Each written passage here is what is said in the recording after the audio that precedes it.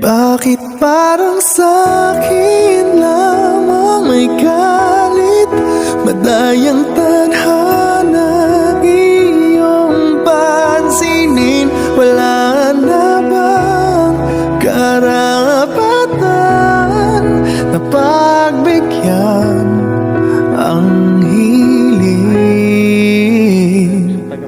Lumilipad ang aking isip, bigla na lang napapailing.